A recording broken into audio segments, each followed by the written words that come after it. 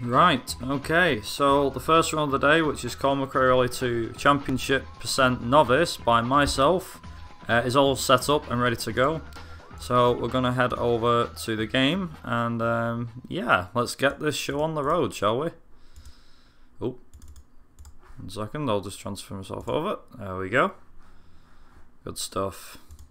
One thing I haven't done is unmute the game. There we go. Okay, good stuff. Shouldn't be too loud. I'll just lower the volume slightly so it's not too loud. There we go. There we go. Okay, right. So we are good to go.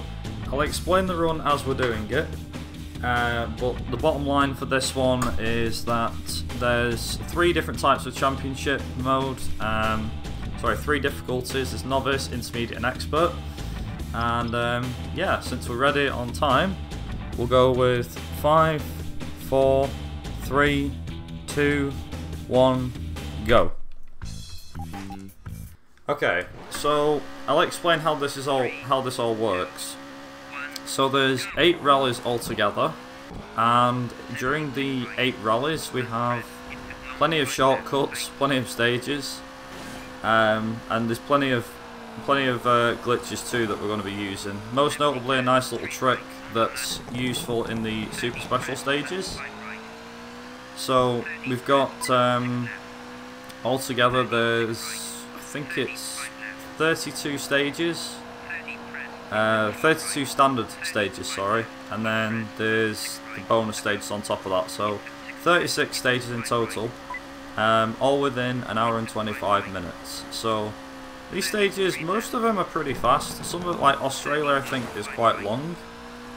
France and Italy require a lot of focus and attention, and France most notably requires quite a bit of attention, just because of the fact that in terms of like the grip of the car is dramatic. I say dramatic, it's unbelievable. Like the car will stick to the road pretty well, and that's exactly the kind of physics that we want for France, supposedly.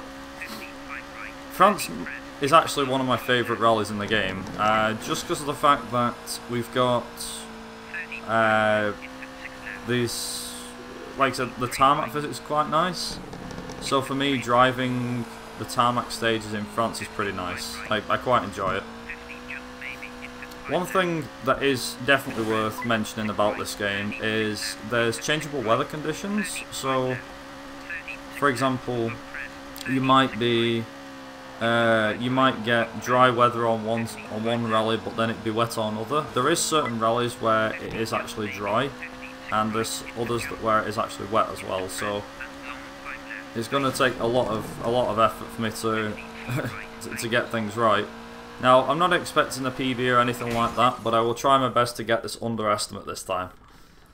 It should easily go under estimate, even if things do go amiss, thankfully, so it's not all too bad. Finland can actually cause a few issues if it's wet at the start of the run, then it can be a bit of a problem because that's quite a bit of time lost. It's not too much time lost, but it can cause issues. So currently the record for this category is 1:19:58, I believe, which is set by myself. And I'm the only person at the moment to go under 120, and getting 120 is actually a lot harder than it looks. So believe it or not, originally this the time of this category has come down dramatically over the years. So there's the original time was like a 1:41. Then a couple of guys brought it down 1:38, 1:37 I think it was. Then somebody called the Franzowski brought it down to a 1:36. Then I jumped in and brought it down to a 1:27:43 I think it was. That got knocked down by about nearly a minute, or well, about 45 seconds. It got knocked down to a 1:26:58. Again, that was by myself. I managed to get it under the 1:27 mark, which was really good. Thanks for the good luck, by the way, everyone. I appreciate it. And yeah, so it got brought down to 1:26.58 by me. Then Lucky, who's one of the other fellow Colin McRae Rally 2 speedrunners, came on it and started setting some really good times, and eventually he beat me by about 7 seconds. So it was like a 1:26.51. Then I came back and completely obliterated him with the best, in my opinion, one of my best runs, which was a 1:25.05. It was pretty unbelievable, I'm not going to lie, it was really, really good. So, anyway, so that was one of the main ones. And then we found out funnily enough, of Zorfkov, who's in the chat.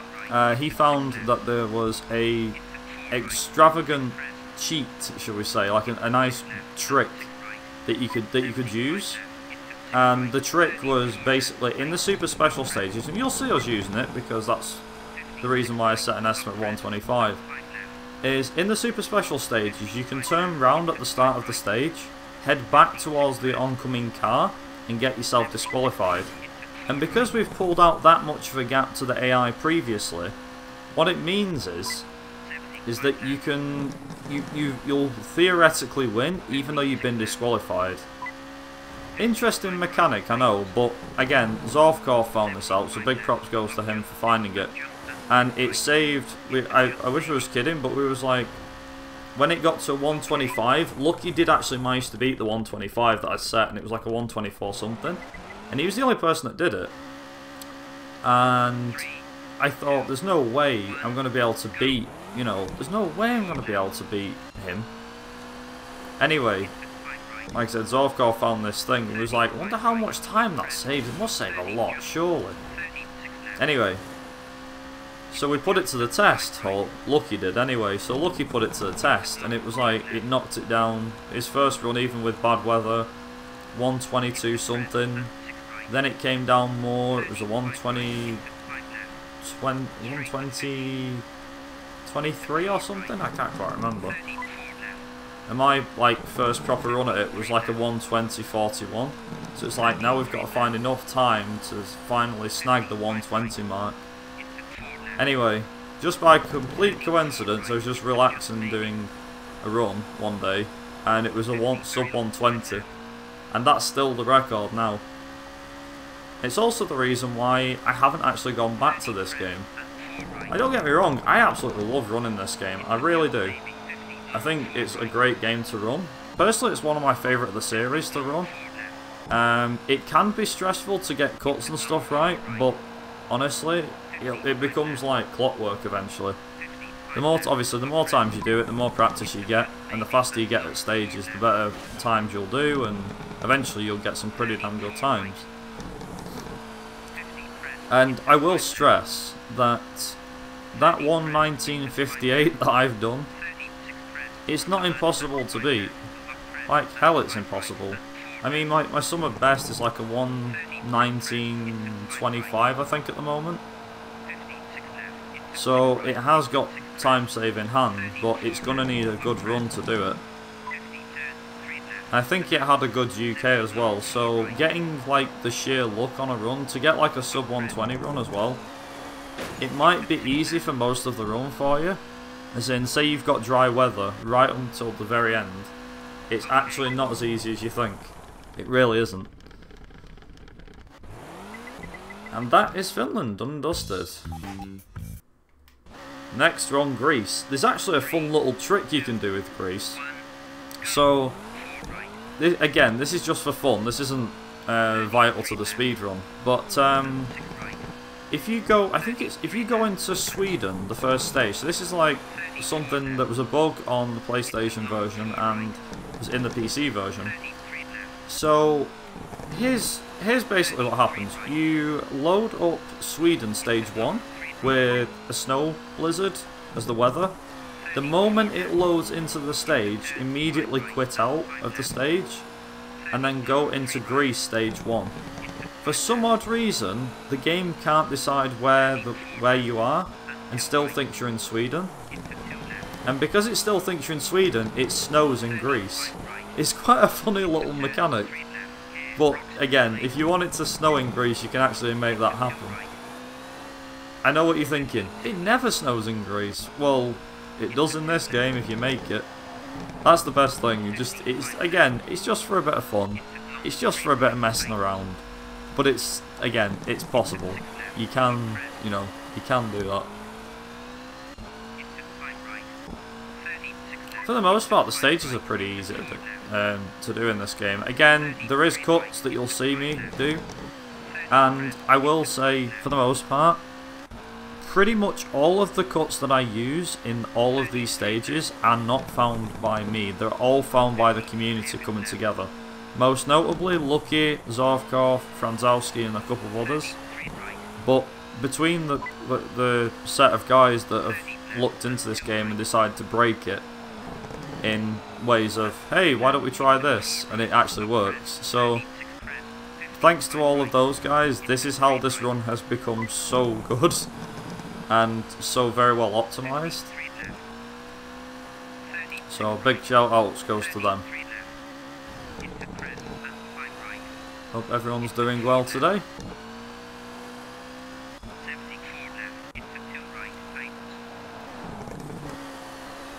I will just stress as well, I'll just say that between the BSG Marathon and McRaeathon channels that we are raising money for the Dutch Cancer Society, which is a nationwide organisation committed to fighting cancer while aiming for a cure and a higher quality of life for all those already battling the disease.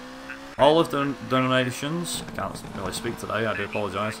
All of your donations, sorry, will go straight to the Dutch Cancer Society. So whether that be through donation wars, bidding wars, etc., it all goes to the Dutch Cancer Society. We won't touch a penny of it. And we are privileged to be working alongside BSG Marathon. So a big thanks goes to them guys for letting us use their channel and some of their tech as well behind the scenes to allow us to run this amazing event. And finally, last but not least, big thanks to Hypnotic, or Hypnotic Streams as is known here on Twitch, for making some of the awesome graphics. I say some of the awesome graphics that you can see on screen. So all of the layouts, the transitions, the videos were all made by him. So big props goes out to him for making such awesome designs and for putting up with myself and Joseph's feedback and criticism.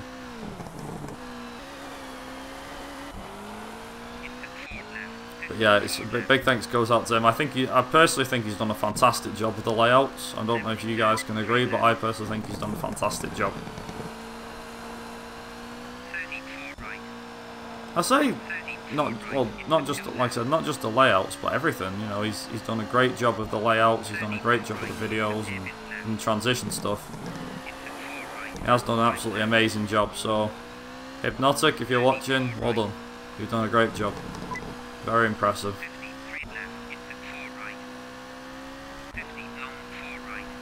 I will say this isn't the fastest car in the game. However,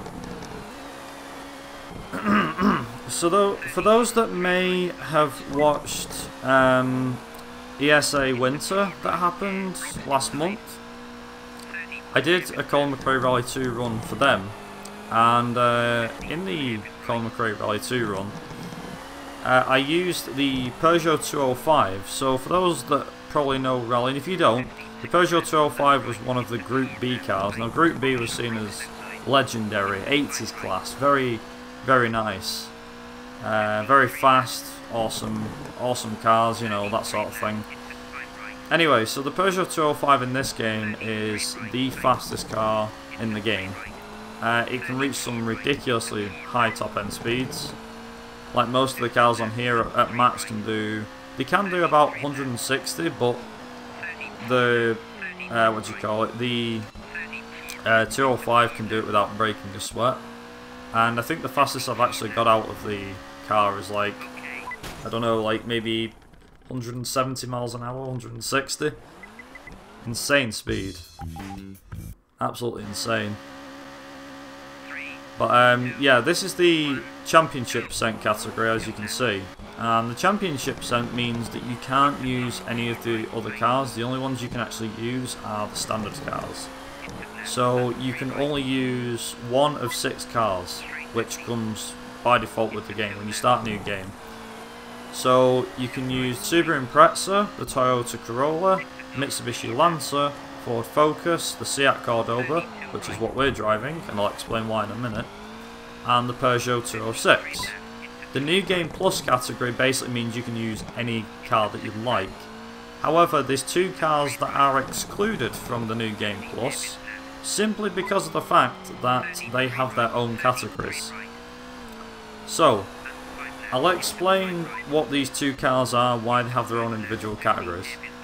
So the 2 cars that have their own categories are the Mini Cooper, which is part of the Mini Cooper percent run, and the Ford Escort Mark 1%, which is where you drive the Ford Escort Mark 1.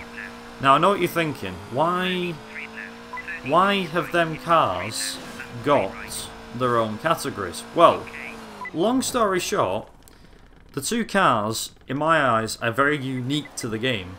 They're also the slowest as well. However, where the Mini actually makes up for it, because the Mini has some cuts that you can do in the Seat and you can do in the Peugeot 205 and the other cars. However, there's one that sticks out more than any other. So on UK Stage 4, which we'll get to towards the end of this run, there is a huge cut that you can do. And the huge cut that you can do basically means you can fit through a little gap with the Mini because of its size. You can fit through the gap, and what you can do is you can go out of bounds and actually finish the stage a lot faster than originally intended. Yeah, it's also very quick in Sweden. It's not too good on like tarmac, so the likes of France and Italy, but the handling on it is second to none around some of the cars. Yeah, exactly. Front wheel drive is very useful, Zorkov, you're right. It's one of them cars where so here's the thing. The Ford Escort is rear wheel drive, but the Mini Cooper is front wheel drive, as Zorkov just said. And they both have their own advantages and disadvantages. For the Mini, there's a lot more advantages than disadvantages. So, because it's front wheel drive, the front end digs into the road, it's actually quite fast to get round corners with the Mini.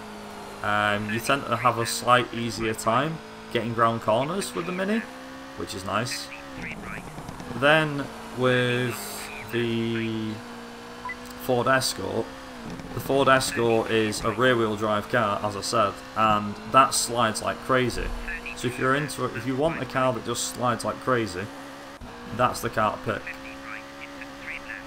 If you don't, then I'd get the Mini or one of the other cars. The problem is with the rear wheel drive Escort is it's slower than the Mini, and because it's rear wheel drive, it tends to spin up the back wheels quite a bit, which is a real pain for the likes of every rally, especially France and Italy when you want to have grip on the tarmac. It just doesn't want to stick to the road. Why this is a thing and how, we don't know. But there you go.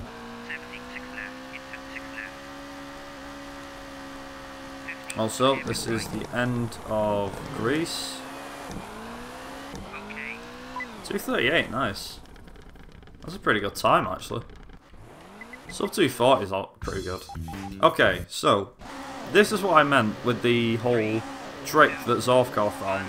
So normally you go the right way. Not us though, we don't.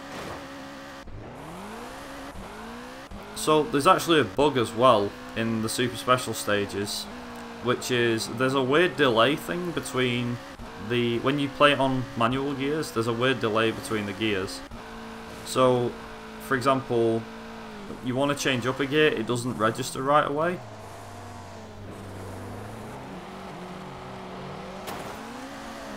Also, I missed him. Also, what doesn't help is... There we go. So if I touch him... Come on. Come on. What's it doing?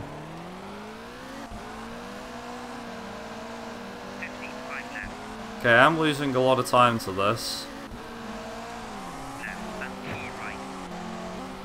There we go.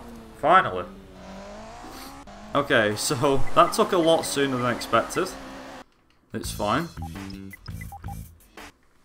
So, what was supposed to happen there was he was supposed to touch my car, and I was supposed to be disqualified. I did get disqualified eventually, it just took a bit longer than expected.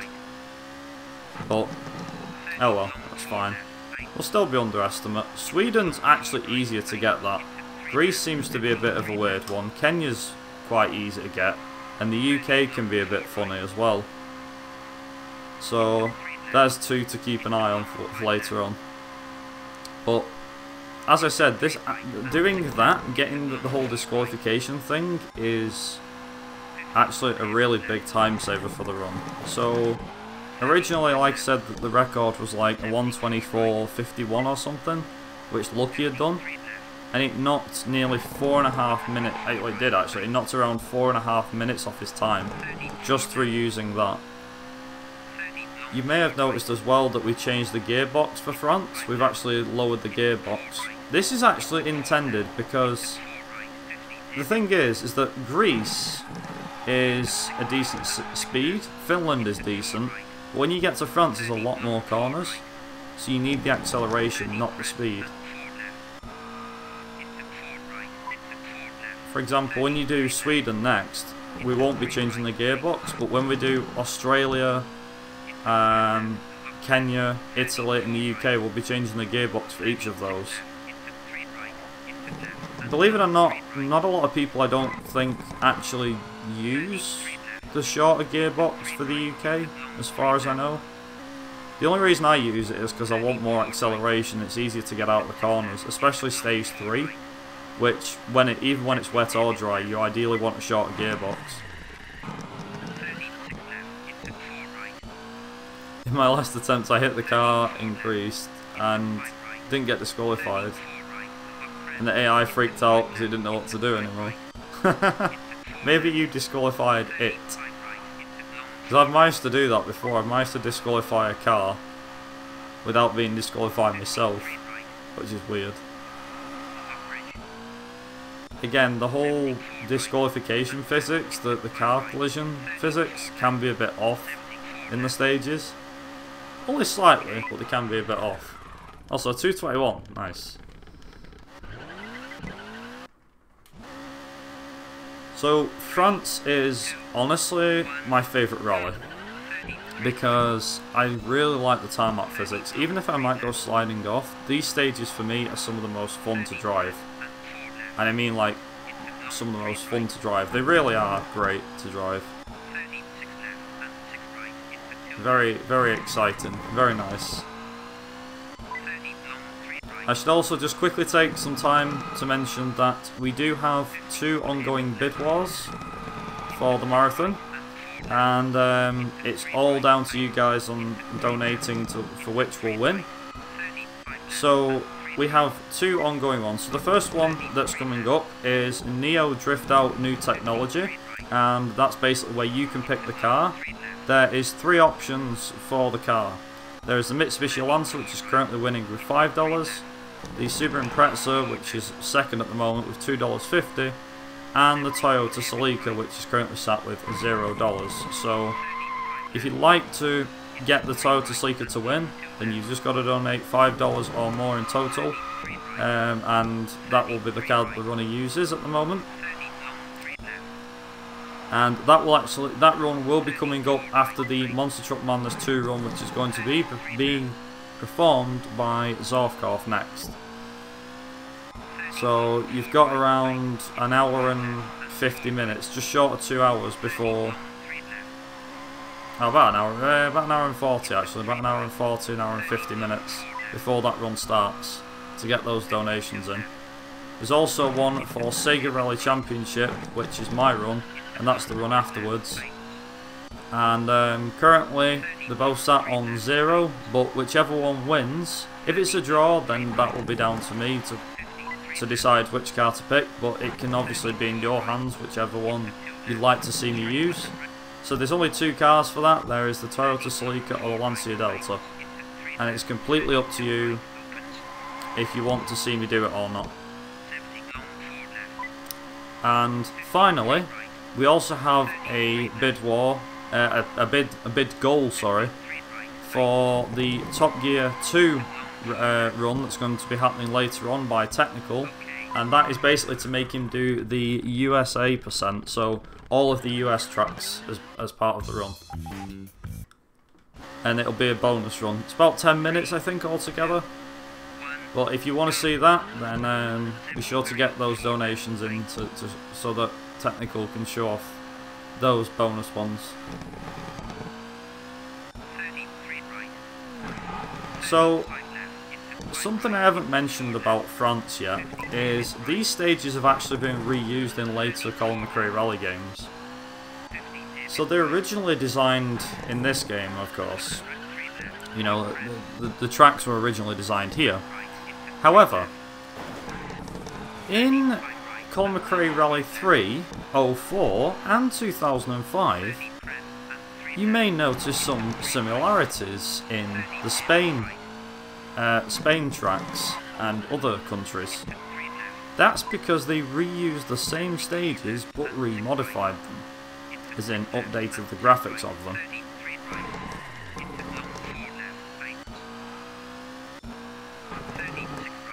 So, talk about reusing assets. I know we get it these days in games, but Codemasters were crafty. It took me a long time to figure out and actually realise that they'd used the same tracks over and over. Believe it or not, it actually only came about 2 years ago when I was playing through this game, when I was doing runs of this game, and then runs of Colin McRae Rally 3 and 04 in 2005 to realise, wait a minute, this stage is very familiar, and I played this game back again and I was like, they've reused the asset. I'm like, them bloody crafty sods at Codemasters. I see what you did there. I see you. Yeah, the more you know, eh? The more you know. Also, I have to admit, this run for me is quite enjoyable because it goes very fast, in my eyes. Like, once you get out of Sweden and you're into Australia, the run seems to slow down a bit, but the first half is pretty fast. Italy can be a bit slow, but that depends on what the weather's like, so we might get rain in Italy, you never know. It's probably guaranteed that we're going to get rain in the UK, and I'll have to change tyres. For safety's sake, I am going to check the weather and just make sure that the weather is, make sure the weather is fine and is okay. We do actually have an auto splitter for this game as well, in case you want to run this game itself. All the splits and things like that, they're all on the speedrun.com page. So if you want to, like I said, if you want to run this game, then you can do.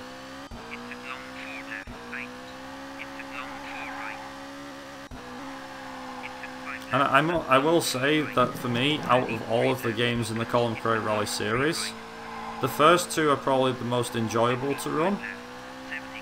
Just because of the fact that it doesn't really require much other than pure driving. The third one, 04, 2005, they use retirement skips for rallies, but you have to get lucky with the AI actually not doing that well on the rallies.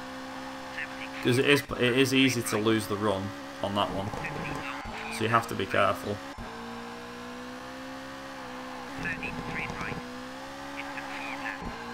I will say, again, that the Peugeot 205 is bonkers when you go through this stage.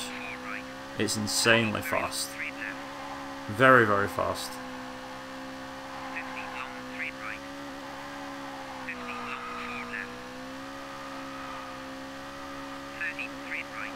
Also, this stage used to give me a lot of grief. It still does at times, but it's not as bad as I think.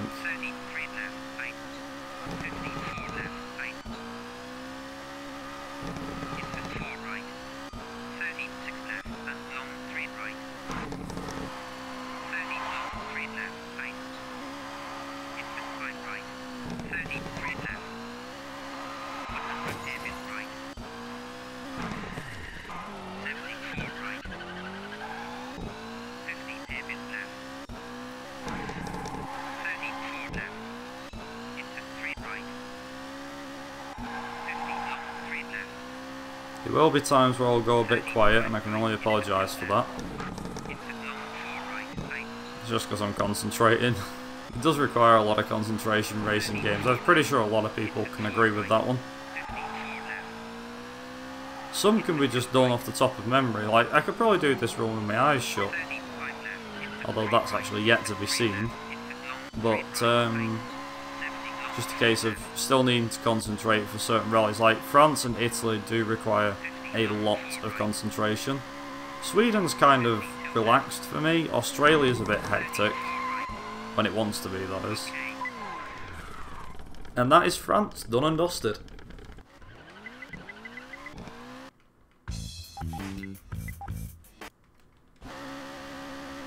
And we've got snow. This isn't actually too bad either. Snow on Sweden isn't that bad. The car does slide a bit more when it snows compared to when it's dry, but this isn't a big deal.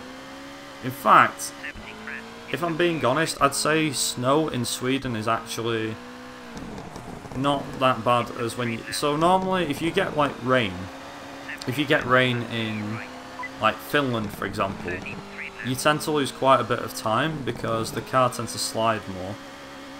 In Sweden, you can't really tell the difference in my book. Like, you don't lose that much time if it snows. Like, if it snows, it's no big deal, is what I'm saying.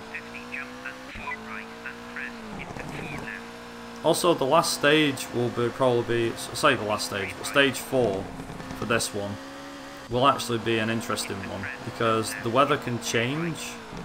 Sorry, the time of day can change depending on what the weather's like. So if you get like good weather, you'll get like a sunset. But if it's bad weather, like this one, we'll probably get like a dark sky. So probably like nighttime, or go in nighttime. If you play this on the intermediate and expert difficulties, you do encounter more horrific weather. Yeah, more horrible weather.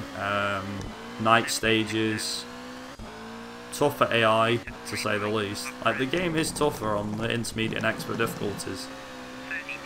And surprisingly, there is actually a 100% category for this game, which is you complete the Novice Championship, the intermediate, the expert, and also the challenge mode and the arcade mode. Everything, basically.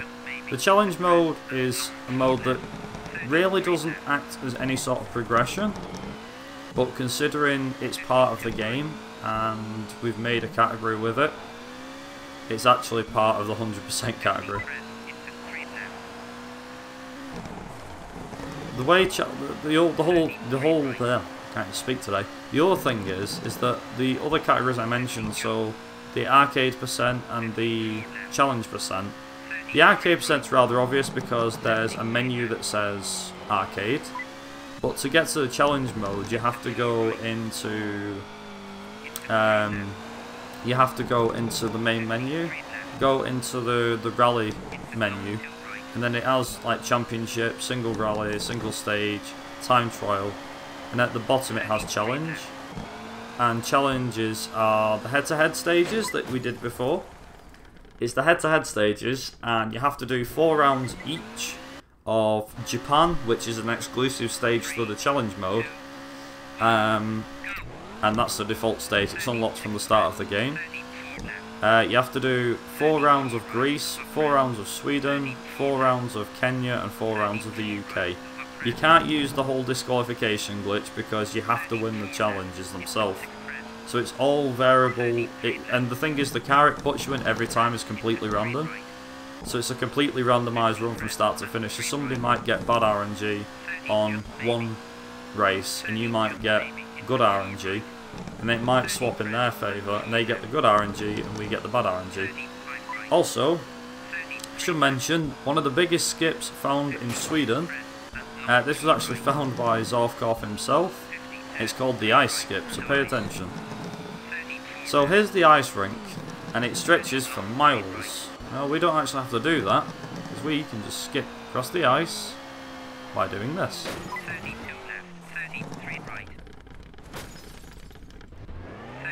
Okay, by not doing that, that went so wrong. That was not what I wanted to do. 32 left, 33 right, 30 long, 3 left. There we go. 50 long, 3 left. So, I was actually supposed to flip the car there the first time. I don't know why it decided to put me back on all 4 wheels again. Would have been nice if it did flip over. There we go. So there's two things you have to do. So you saw me flip over the car flip over at that barrier. So that actually resets you ahead on the stage. And then for the second one, what you have to do is you just drive straight towards it, aim as far to the left as you can, and it'll put you on to the bit further ahead on the track as well. Them 2 cuts alone save around 20-30 seconds or something like that. So getting your car wrecked is actually worth it on this stage. Like, it is worth doing that to wreck the car. No joke. It's no joke. Padoomch.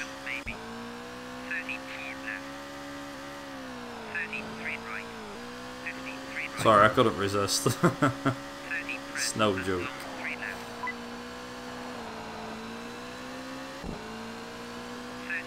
Nice. 34 left. 75 right. 34 left. Okay.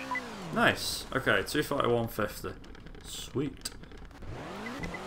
Okay, halfway there. Stage 3 is actually pretty fast, so this should be fine. 2, 1, go. 4 left, right.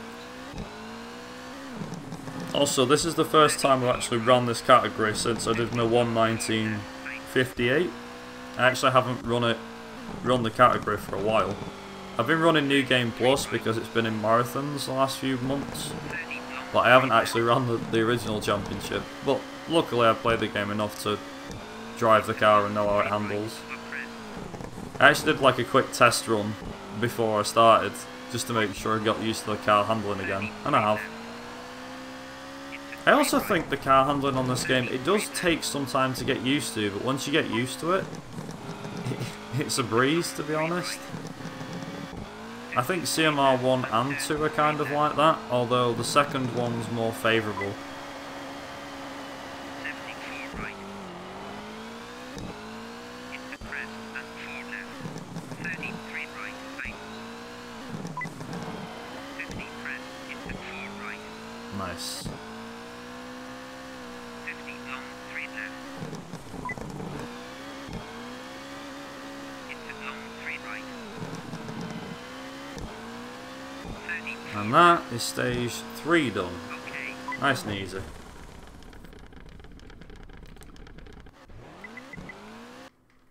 Okay, so stage 4, and it's going to be snowing as we're getting to the end. So this bug, you see how we have the graphical bug? Turns out that's actually a sign for something. So this took a while to figure out, but it clicked eventually. So if you see a grey screen like that at the start of the stage, it means you're in for a fun time. You see, what it means is that you've now got changeable weather on that stage. I mean, the weather can obviously stick with you till the end of the rally. But, for example, if you're in Finland, say you're on stage 1 in Finland, okay? You're on stage 1 in Finland. And you go, oh, it's dry. So you set off, it's dry. After about halfway, or within a minute of getting into the stage, you notice it starts to rain. This is basically what it does. It basically warns you. So you can either get, like, the weather's completely random, by the way. It's RNG in this game, believe it or not. And it does make the difference in a run. I'm not joking. Like, I think Lucky could tell you, or Zorkov himself could tell you, that having bad weather in a run really makes a difference. And it doesn't. I don't mean a good one. It makes a bad difference. You can lose so much time to the weather being a pain. So the run is basically, to get a really good run, is pray that weather is on your side. Make sure you get really good stage times from start to finish. And above all, don't mess anything up. Like the ice skip, how I messed that up. Yeah, don't mess that up. it's actually easier said than done to mess the ice skip up. The worst car to do it in, and believe it or not, this is why, for me, the Mini Cooper percent is interesting, is that getting the Mini to flip over on that particular jump is quite a slim chance. It's harder to do than it looks. Like with these cars, you can flip them over. Like the 205, for example, the Peugeot 205, that flips over quite easy. And the Seat flips over with some difficulty, but it gets there. The Mini Cooper and the Ford Escort, yeah, good luck trying to flip them. It's way harder than it looks to do that.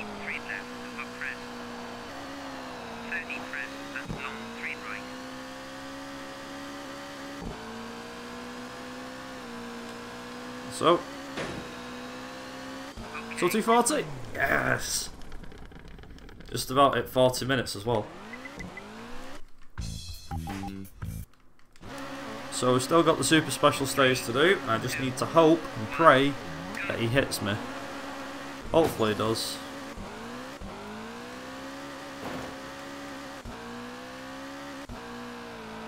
So I don't tend to have a hard time with Sweden. But with well, with Kenya as well. With Sweden and Kenya, I tend to have an easy time with hitting the AI. But in the UK, it makes such a big difference. There you go. He didn't even hit me, I just managed to get near him. Nice.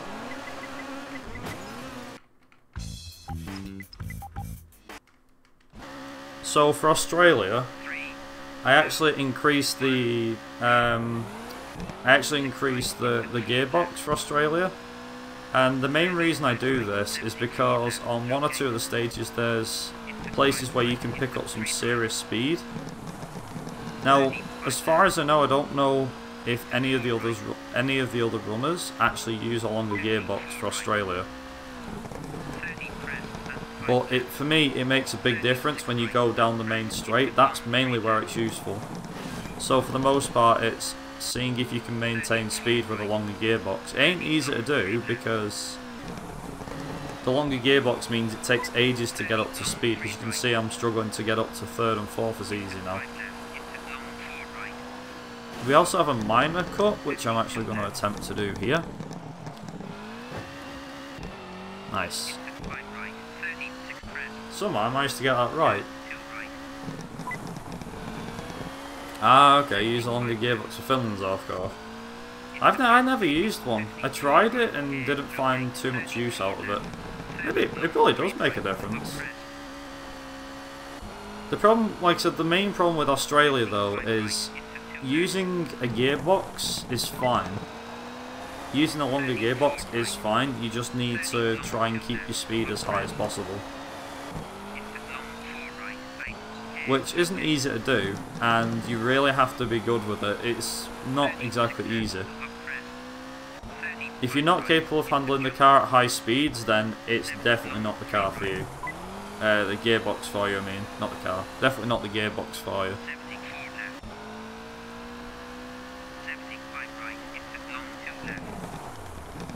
The other thing is as well is timing your gears. I should clarify, there's manual and automatic in this game as the gearbox. Just like most racing games, they have a manual and automatic mode. And the manual is much faster because you can change gears pretty easy. Like as in, apart from the whole super special stage fiasco which I said before, you can really, you can really change the gears properly and keep some good speed going through the corners. So stage 2 is where we're going to be using the is where we're going to actually be using the longer gearbox to the extreme. Also, nice little cut here between these trees. Get it? Let's go. Nice. The one thing, I haven't even mentioned this yet. Why am I using the Seat Cordoba, you ask? Why this one? Why not the Subaru or the Ford Focus or the 206? I'll tell you why. So, so there's like 10 blocks for the handling and the speed. Sorry, the weight and the speed of the cars. And out of the lot of them, the Corolla has the lightest chassis. Is the lightest car. And the Mitsubishi Lancer is the heaviest. However, here's something they don't tell you. If you look in the manual for the game, I think it's in the manual. If you look online, you'll actually find that out of all of the cars, all of them have 300 horsepower. Apart from this one. This one has 310 horsepower. And actually makes it the fastest car in the game for the standard cars. So, even though it says in the game, on the blocks, that it's got the same amount of speed as all the other cars, that's a complete lie. It doesn't. It's actually much faster than you might think.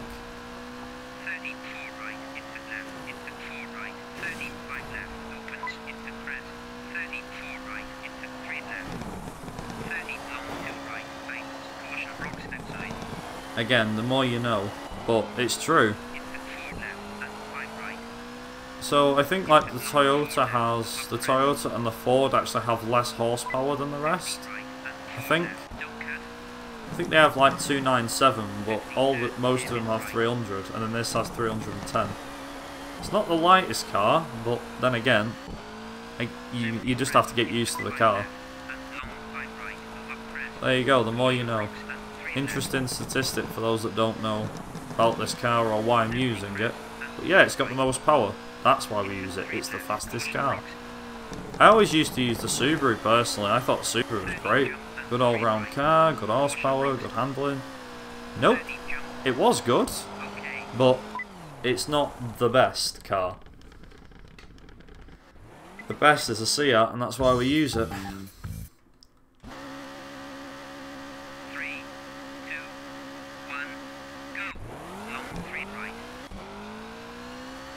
Also, how's the game sound for everybody? Does the game sound okay, and my mic? I'm hoping everything's okay.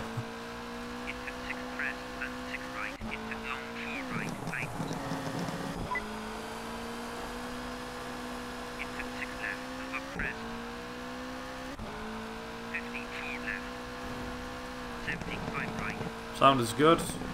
Good, good.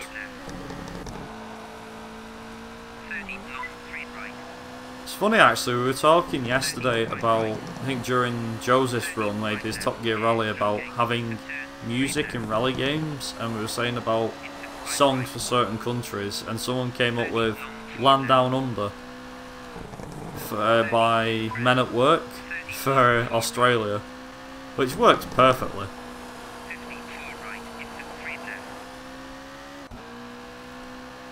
Like, that really does work.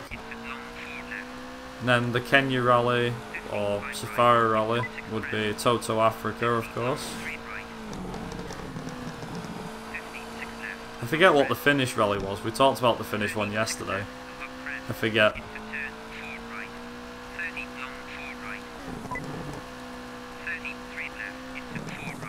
I mean, just the national anthem for Italy would work for the Italian rally.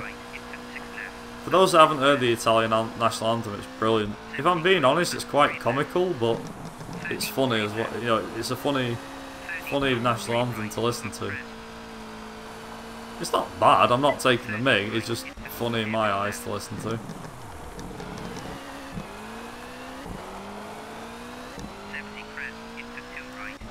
So we actually use the long gearbox, the one that we've used for Australia. We actually use the long gearbox again throughout Kenya because there is a lot of straights in Kenya. Like, there is a lot of straights in Kenya. It's also a very fast rally too. Italy is about 10 minutes long in length, and then the UK is around 12 minutes, 10 to 12 minutes.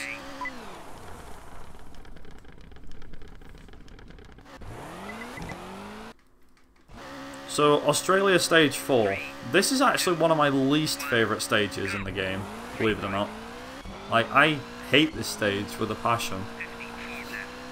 The only reason I say I hate it is because getting a good time on this stage is way harder than it looks. Like, way, way harder. Wish I was joking, but no, it is actually pretty difficult. You can try and cut across the grass and stuff, but I don't know why this track seems to always give me grief. It just seems to always do it. I don't know why. It's like the game doesn't like me. When it gets to this stage, it's like, no, you will not pass.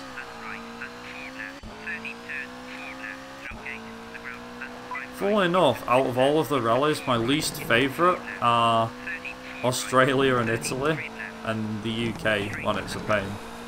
Although I'm getting used to the UK and it throwing rain at me, so it's fine.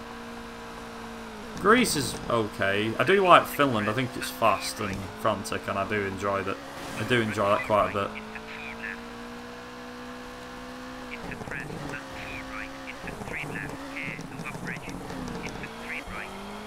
Not doing too bad. I mean, I'm doing bad on time, but not that bad, as far as I know.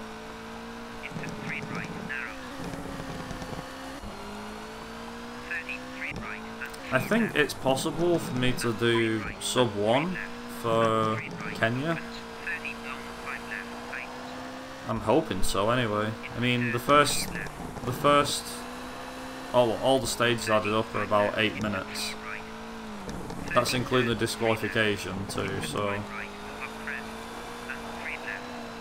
maybe at a push. Probably a little over an hour actually after Kenya. This isn't a disaster though, it's fine. I mean, we've not had that bad weather. So far, the weather's been pretty kind to us actually. Clean Finland, Greece is fine, France was fine, there was no rain in France. You can get rain, but it's not that often if you do. Unless you do intermediate or expert, then you do get rain.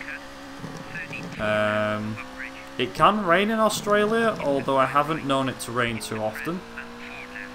Kenya, it doesn't rain there, and if it does, it's usually intermediate and expert when it rains.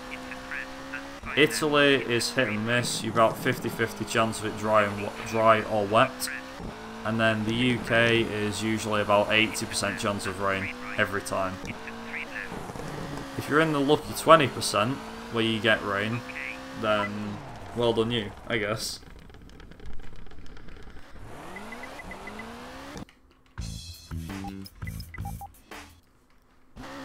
Okay, Kenya next. Again, don't forget, as I said last time, long gearbox because we're going to need it.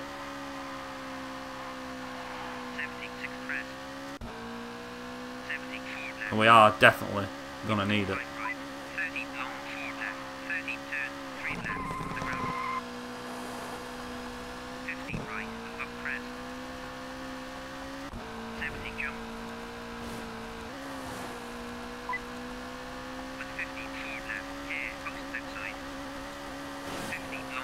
Also, you have to be careful. The posts that stick out at the side of the road are actually really difficult to avoid. If you're going too fast, you're in trouble.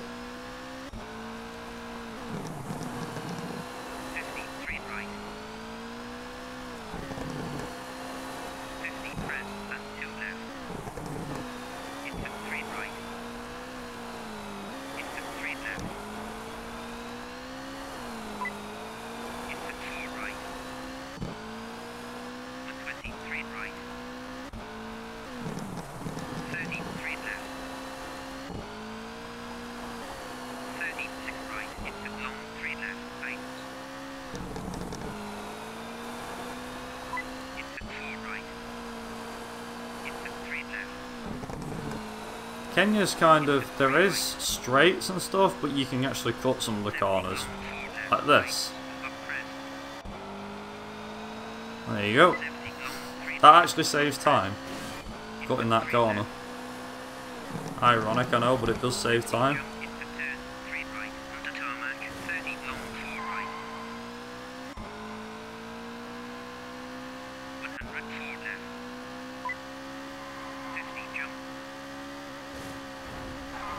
Also, 2 minutes? Just about 2 minutes. Wow. That was pretty good, actually. Pretty good stage time, not gonna lie. Getting around 2 minutes on stage 1 for Kenya is pretty good. I have got sub 2 minutes, but it's very difficult. Like, it took a lot out of me. I did a run of Kenya once, just the rally. And, yeah, I got to the end of the stage, and it was like, come on, this is in the Seat, and it was I was trying to get sub 2. It took ages. I got there eventually, but my god did it take forever.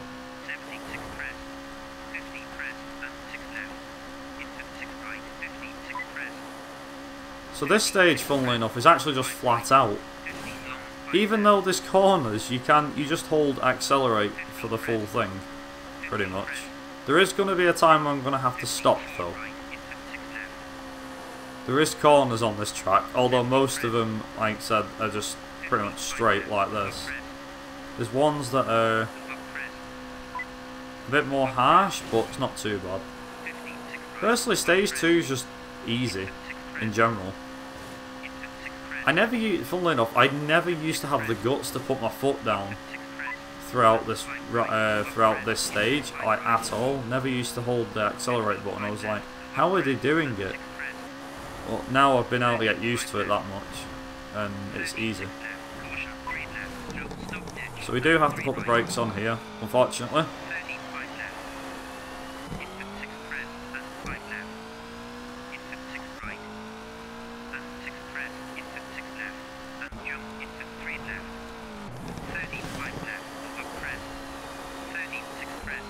Nice.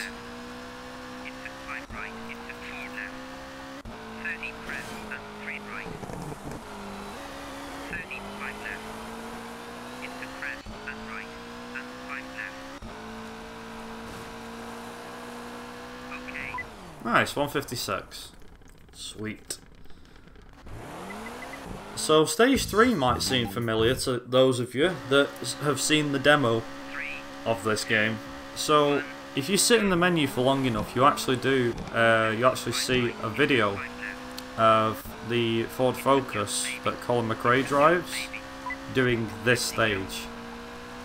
And funnily enough, his best time that he could do on this stage is like 53 something. We can actually beat that with the Seat by quite a margin. I actually used to set it as a personal goal, that when I did it as, I used to copy what the game did. So if the game did this stage in a certain car, I'd do the exact same stage, same car, and try and beat the time that was originally set. I don't know why, it used to be like a nice little competition for me. Okay, what are we gonna be? 50. Actually, no, 53 is the best I could do. Anyway. On and 52. Nice. 51's even better, but I'll take 52. It's fine. 3, 2, 1, go. 70 jump, maybe. 50. Okay, so this stage is actually slower going backwards. It's a lot slower. 30 turn, 3 left, 30, 6 left.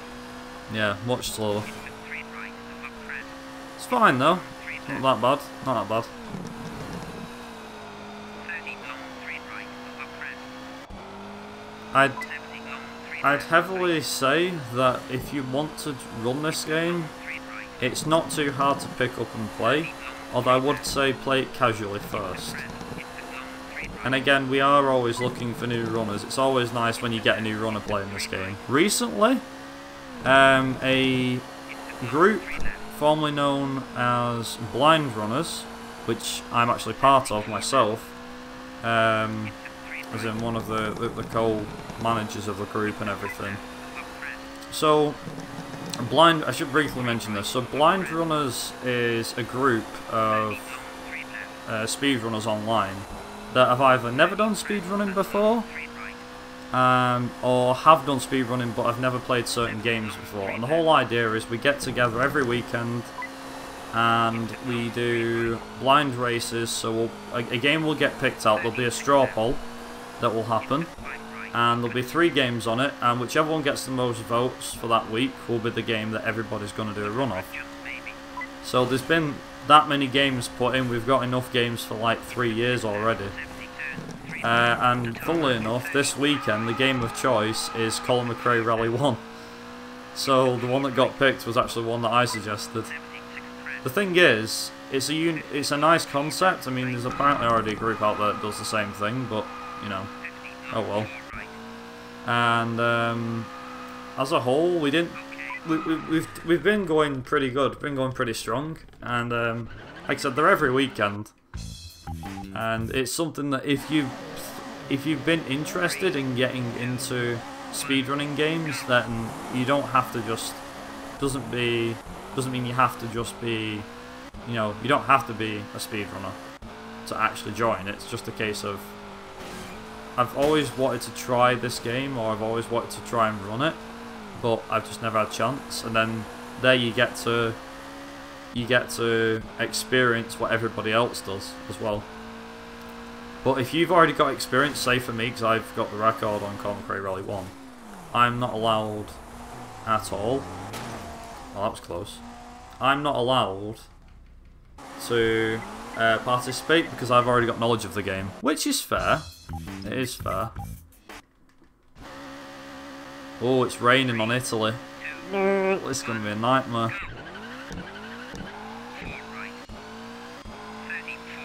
Dry tyres, wet tarmac. This is a nice challenge. I haven't had wet tarmac, as in I haven't had rain in Italy for a while. This isn't all bad news though.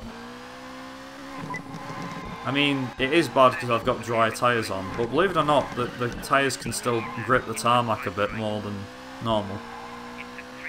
Like, if this was dry, the car would grip the tarmac, but for me, I can still go about as fast as I normally do, except there's some corners that might be a bit more tricky. So I do need to be careful. Italy's also a weird place where the frame rate drops, so I do apologise that if the frame rate, for whatever reason, in the game decides to drop, then it's because of the weather effects and Italy in general. I tend to get quite a few frame rate drops in the UK as well, if I'm not careful.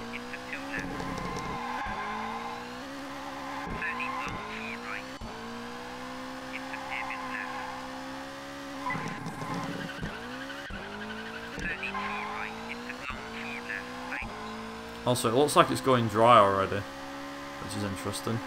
Brightening up already. So we've had a bit of rain, but it's drying up. Nice. See, that's the good RNG, if you ask me. Yeah, it's drying up already, what do you know? Oh, that was lucky. I mean, I've never had that before, I don't think, or if I have, it's been a while. Blimey. So it is still raining.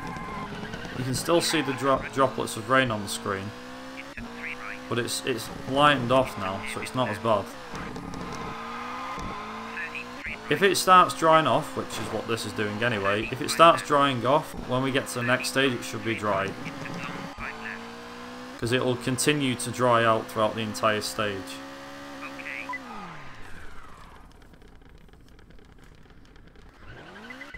At least that's the hope.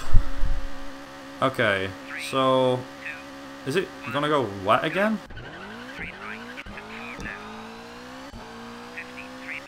Is it gonna start raining again? Or not? Doesn't seem like it.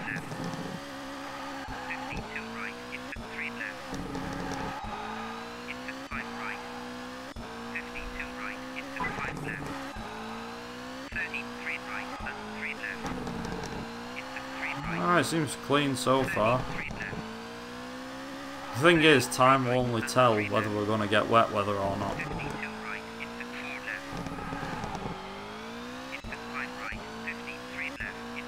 You can see why the short gearbox comes in useful as well, because of all the bloody corners that we've got to negotiate.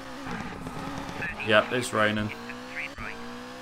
Here we go again. This time it's back to front, so we've done wet to dry, now we're doing dry to wet. Okay, so it seems like Italy wants to be a pain. This is fine. I can work with this. This is fine. It's not convenient, but I have to admit, it's not the best situation. The thing, like I said, this is the thing. This is the main bit of the run that actually decides how it's going to go. It's probably going to rain on the UK. Chances of that happening are pretty much, like I said, 80% chance of rain in the UK. So the chances of it raining are pretty slim. Pretty big.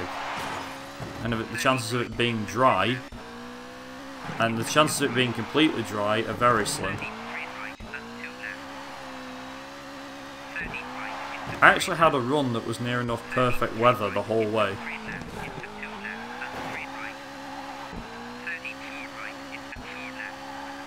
Hey, Amadim.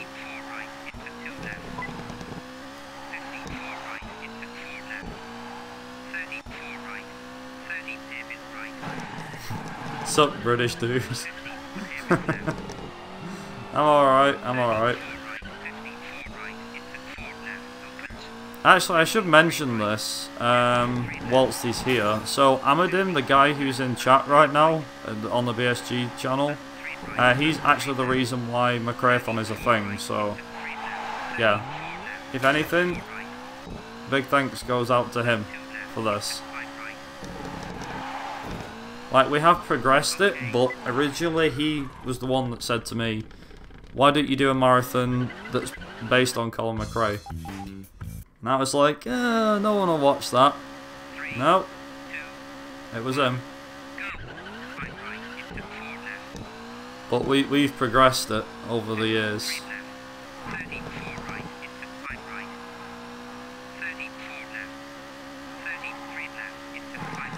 The OG, that's it, yeah, that's the one.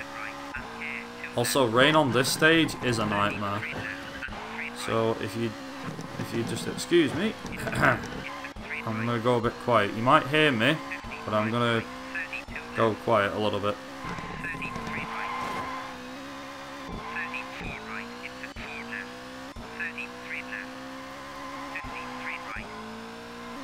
So speaking of graphics designer and all this stuff, there's Hypnotic. So you've literally got the clan in the chat. Hypnotic, the graphics designer, Amadim, the original idea for McRaeathon.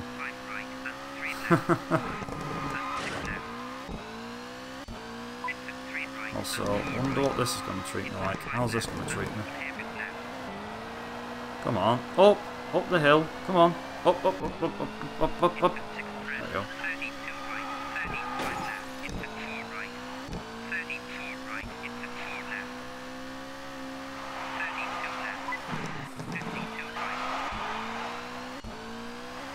Yeah, first McRaeathon was a while ago. Although, as I was saying yesterday, that was it was a relay more or less than anything else.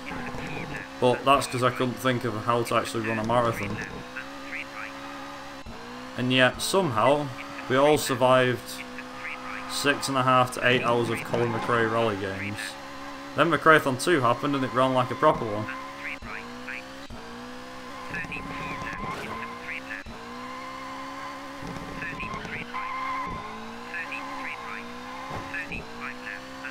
Like I said, having rain on this stage does not help whatsoever. Horrendous. This stage has probably got to be the worst for rain. The next one's not as bad. Still bad, but not as bad.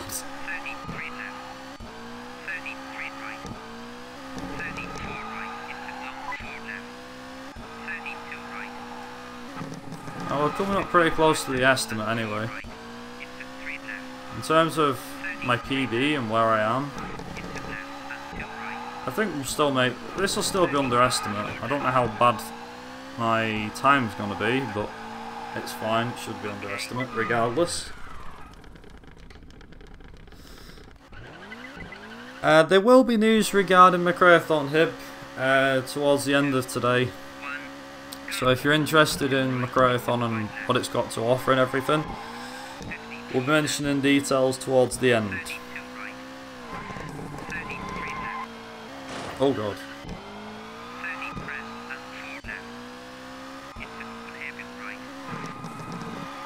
All information regarding McRaeathon and whatnot and its future, that will all be discussed at the end, so in the ending, because that's where we'll have the afterthoughts and announcements, as they say for most marathons these days. Afterthoughts and announcements.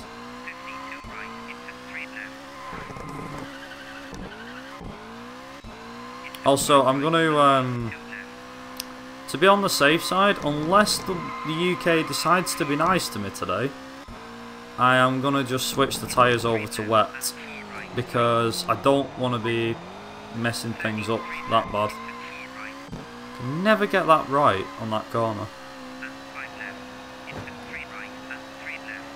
So the shortcuts in this are actually the first half of the stage, funnily enough.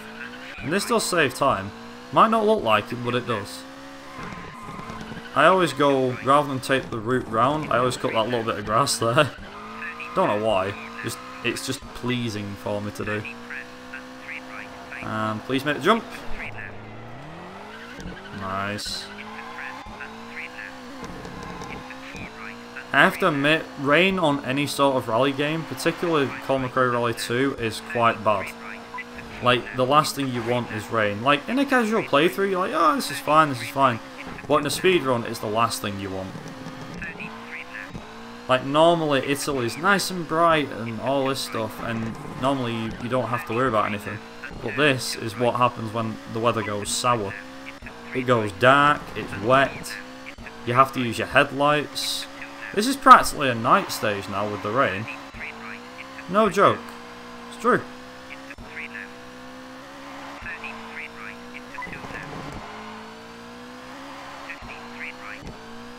Also, nice little shortcut if I remember where it is.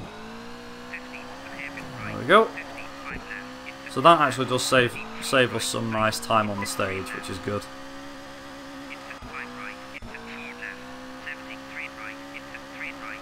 Nice. And that's Italy done. Also, graphical bug, as I said. Okay, so what's the weather going to be like? Oh, it's dry. Awesome. Dry UK. The game is being nice to me.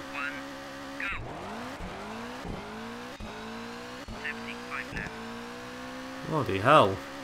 Remember how I said there's 80% chance of it being wet? Well, that meant there was a 20% chance it's dry. If anything, this is pretty good. That means I can do the first two stages completely dry, and that's going to be good as well, because it means stage times will come right down. I'm actually going to gain some time back here, because it's not wet.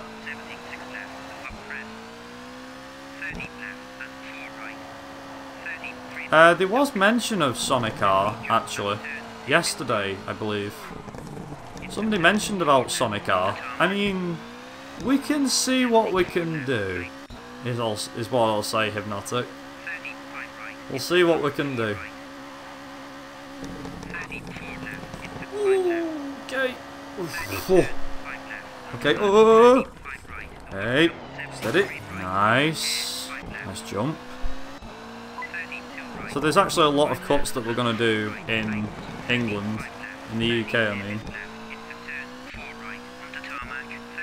And a lot of these do save time. There's a major cut in stage 4, which is to do with a certain bridge, but getting that is pretty bad. Off-road at points, to be fair. Yeah, true. Like I said, we'll get back to people on rules and stuff like that.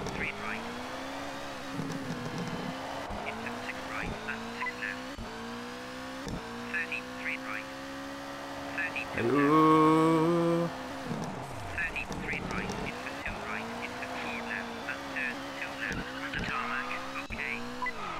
Nice. 158. Sweet. All because it was dry. And it's still dry. Come on. It's good that it's dry for these stages, because of the fact that if it's not dry, then that's a bad thing. This stage can be a nightmare when it's wet. No joke. When it's wet, this stage is awful.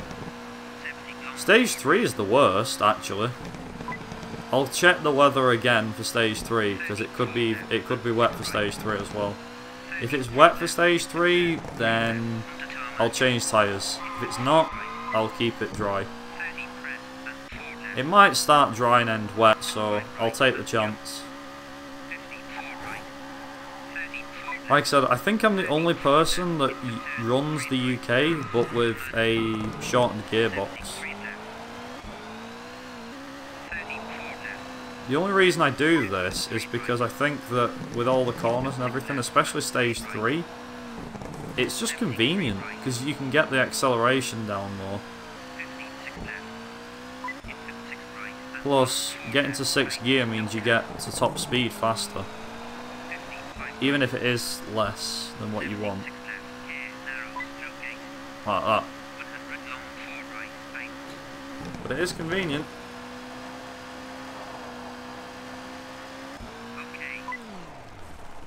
Nice. That's pretty smooth. Okay, is it wet? Yeah, it's gonna rain. Okay. I'll take my chances. I think I've made the right choice here.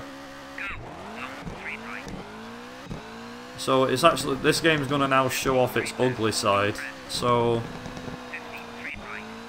it's going to start raining in the second on this stage, and then on stage 4 it's going to get 10 times worse. Best country in CMR2? I'd have to say Finland or France, to be honest. France? If I had to really pick, I'd say France. Because I love the whole tarmac physics and the stages and everything. They're a real good challenge. I think Italy's horrendous. And probably goes down as one of the worst. Probably is one of the worst, actually.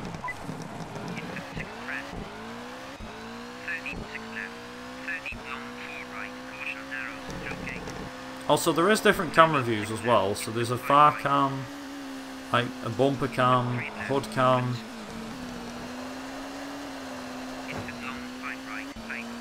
cockpit view, because that's a thing. And a working speedometer.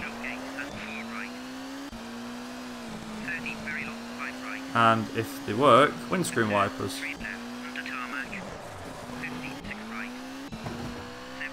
Oh god, look at the mud on the back of the car. Good grief. Minor cut saves like maybe 0.4 of a second, if that. Tight roads though, yeah, exactly.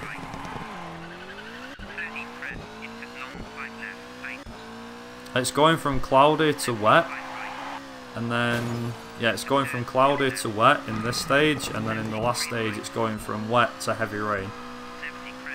And then the finale, the last stage is dry. So doing the last stage will be fun because it's on wet tyres. Means I've also got to change the tyres again.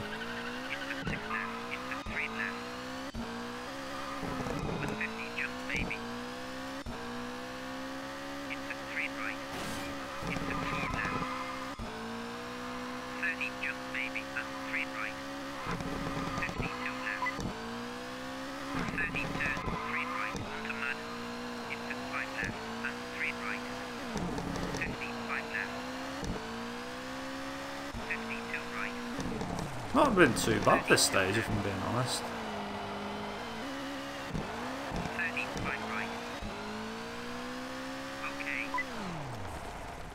Funnily enough, in the UK, during this run, it's gone from dry to cloudy, and now it's going to start raining. Which is ironic, because that's what it's done here.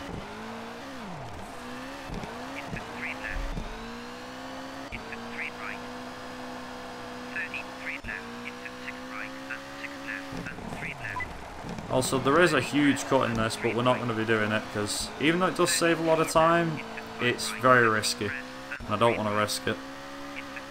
I'll do the bridge skip, if I can pull it off. Please be nice to me, bridge, please be nice to me. Ooh. Nice. 50 turn, 4 left, onto mud into hairpin right. 13, 6 right. It reset me back onto the actual bridge. So that's the bridge skip. Lucky found that one, and he basically found that if you decide to flip the car over, pretty good. Works quite well. 30, 5 left, into long 4 right. 100 turn, 4 right, onto mud into hairpin left. 100, 3 right. 74 left. And Nearly there anyway. Not got long to go now. Literally just got this stage, and then the super special, which should be easy. And there you go. But the other skip is so fun. What skip? The main one. Yeah, the main skip in the game is really tough to pull off in the Seat. It's actually pretty fun to pull off in the what do you call it? It's pretty fun to pull off in the Mini Cooper though. 33 left, caution into 4 right. 75 right. Okay. 76 right, and 6 And right towards the end. okay. Nice. Like I said, all of that goes away. I'm also going to repair the gearbox and the engine too. 3, 2, Okay, so time will be when I hit McRae.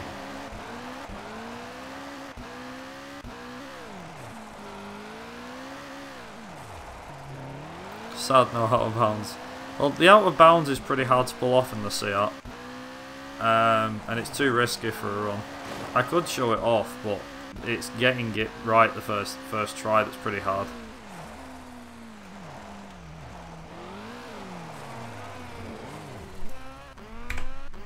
There we go.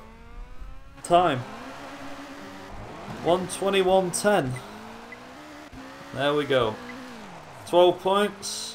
Won the rally and we won the championship. There you go.